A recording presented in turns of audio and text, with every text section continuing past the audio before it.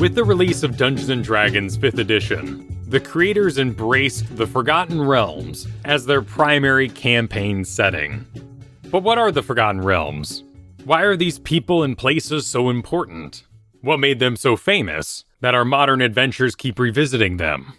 If you're using a Wizards of the Coast pre-made adventure, you're probably playing in the Forgotten Realms without even knowing it. The Lost Mines of Phandelver are in Forgotten Realms. As of September 15th, the new adventure, Icewind Dale, Rime of the Frost Maiden, is in Forgotten Realms. The Tomb of Annihilation, any of the Adventurers League, Horde of the Dragon Queen, Rise of Tiamat, Storm King's Thunder, Princes of the Apocalypse, Curse of Strahd, Acquisitions Incorporated, Descent into Avernus, which is a Baldur's Gate adventure, all take place in the Forgotten Realms world and timeline. In short, Forgotten Realms is a medieval magical world. Little generic, but that's the point. It is a playground for the developers and home DMs to create their own stories. The cosmos is known as the Realm's space, and Toril is the planet or material plane where most of the famous locations and people reside. The basic foundation of the lore is that the world was built by huge empires, which have since become forgotten. A city like Waterdeep is built on a dwarven ruin, but that ruin was built on top of an elven ruin. Each edition, each campaign setting, each adventure, while it may not advance the timeline in a linear format, sits atop a foundation of the previous lore. There is a universe, a realm, there is lore, and it's been forgotten. The Forgotten Realms. You might see the world referred to as Faerun. That is the name of the westernmost continent, the largest continent, where the majority of the stories take place. Toril, the planet, has 8 continents total. But Forgotten Realms has some rather humble beginnings, starting in the mind of an 8-year-old Ed Greenwood in the mid-1960s, where he thought of stories of sword and sorcery, possibly while daydreaming at school. Greenwood discovers D&D in 1975, 1 year after it's first published, and he uses the Forgotten Realms setting he had created in his early years for his home games. His players get really into it. They keep digging for more details, for more lore. At this time, the 2 main locations in his world are Waterdeep and Shadowdale. In 1979, Greenwood starts publishing articles on monsters, magic items, and spells, all based on Forgotten Realms, in the Dragon magazine. If you're not familiar with the Dragon, it was a monthly publication by TSR, which showcased official material for Dungeons & Dragons and its other associated products. This was by subscription in a world before the internet. Later on in 1986, they would add a second bi-monthly periodical called Dungeon. Both of these magazines moved online in 2008 and were canceled in 2013. If you're interested, you can peruse all 430 magazines on archive.org.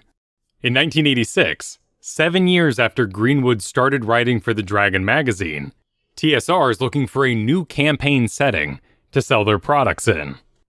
Ed Greenwood is noticed, he is tagged, and asked to join the project and prepare his Forgotten Realms for publication. 1 year later, in 1987, the Forgotten Realms campaign set is published. It is written from the perspective of the wizard Elminster. It covers only the western half of Faerun, though a year later, they add the Eastern Realms on top of this.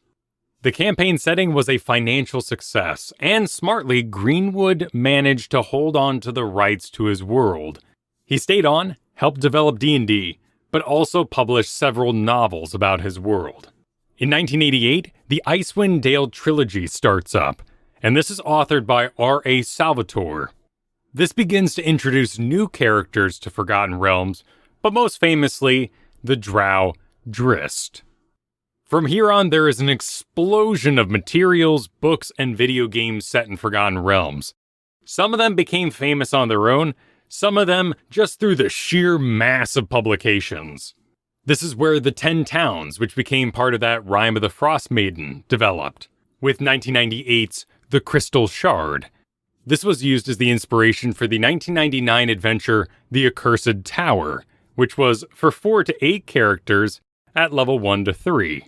It was a 32-page adventure, and involved Drizzt as an ally, which is then transformed into the 2013 adventure Legacy of the Crystal Shard, now at 96 pages. Jump forward to 2020, we now have our adventure Icewind Dale Rime of the Frost Maiden, which carries players from level 1 to 12 and is a 320-page adventure. Another big location in Faerun, Baldur's Gate, became famous through the video games.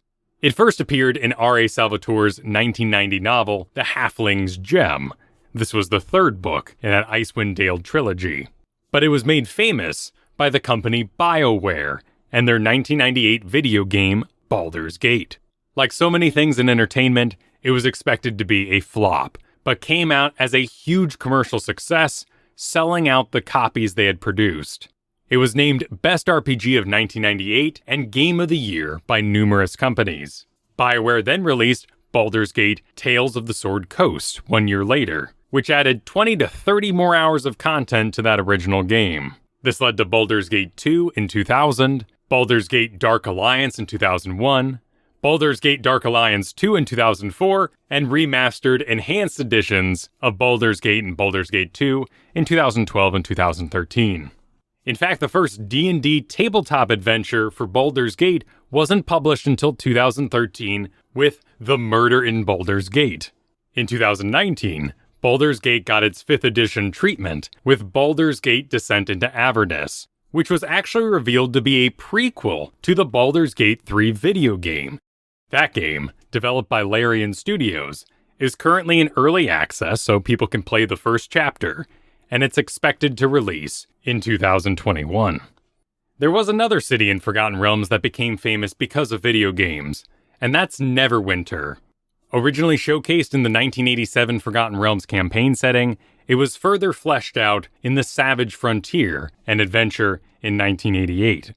This became Neverwinter Nights, a video game that ran on AOL from 1991 to 1997. Over the course of that game's run, Neverwinter continued to be expanded upon in 2nd edition, in particular, Volo's Guide to the North in 1993. Neverwinter got minimal attention in 3rd edition, but in 2002, Neverwinter became the main location of the video game Neverwinter Nights by BioWare. This had 7 expansion packs and a sequel produced by Obsidian Entertainment in 2006. By 4th edition in 2011, the machine was up and running. The Neverwinter campaign setting was also released alongside a board game, a comic book, 2 computer games, and 4 novels featuring the legend of Drizzt. There was also Heroes of Neverwinter, which was a Facebook game. Unlike Icewind Dale, which became famous through books, unlike Baldur's Gate, which became famous through video games, Waterdeep became famous because of the adventures published there. This started in 1982 with the Dragon magazine. The adventure was called The Assassin's Run, and it featured an obstacle course to test hopeful future assassins that would help take down a secret council that ran Waterdeep. Waterdeep went on to host 13 more adventures between 1989 and 2018, and has also appeared in 23 different novels between 1991 and 2012.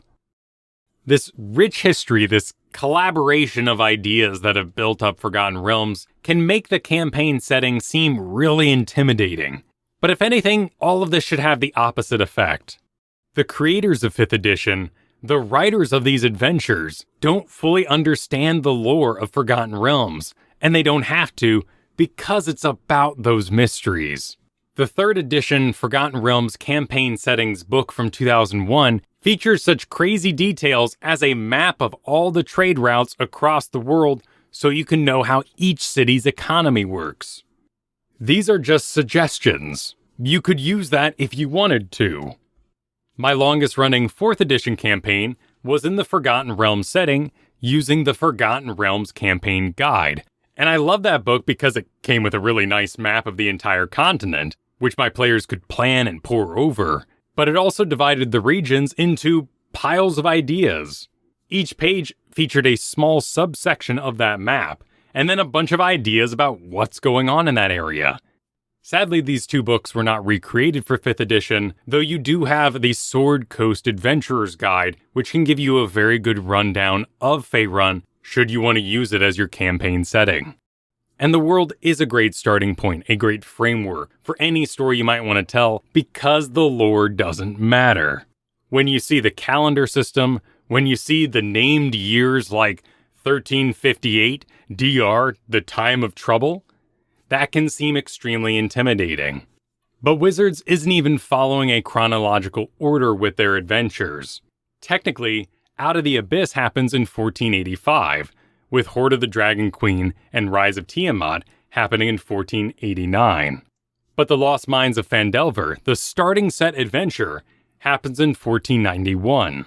And even that is 2 years after, 1489, which is when Icewind Dale Rime of the Frostmaiden takes place. In fact, it's only been 100 years in game since that 4th edition book was written, so it's still a valuable resource if you wanted to get into Faerun. If nothing else, you should look to Forgotten Realms for the gods.